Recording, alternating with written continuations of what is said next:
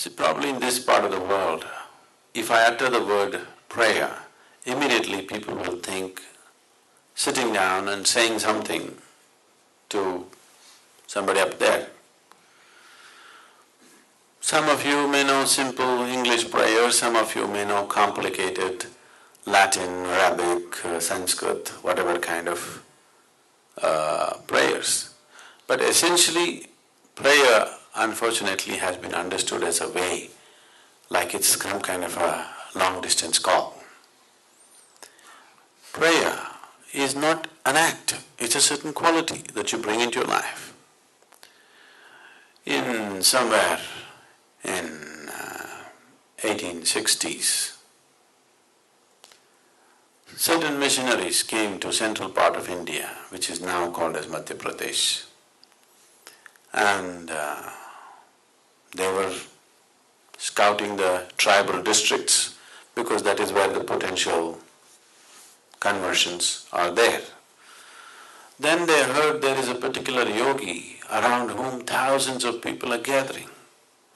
So they thought he's built some kind of a church and people are gathering, let's go and see. Competition,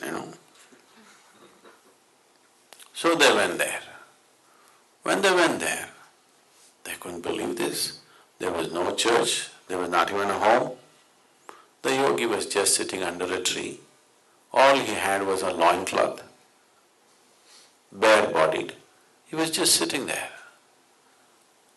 Somebody who looks like he's not worth anything. Then they got a little encouraged.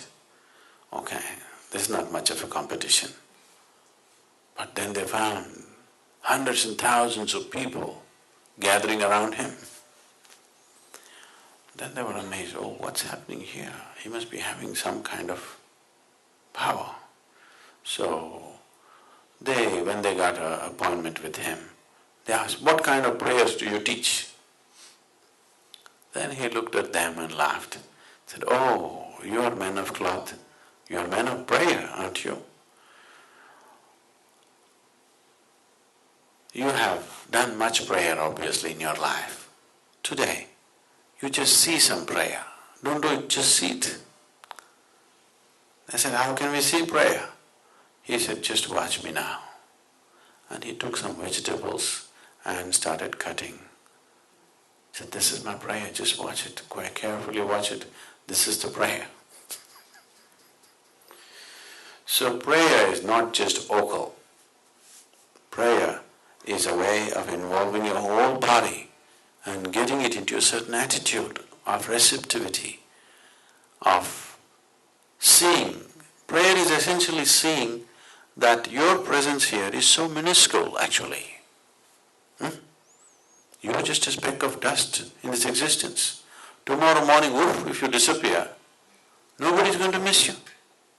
A few people around you will cry for 3 days and then they'll forget about you. Rest of the existence will just go on fine without you, isn't it?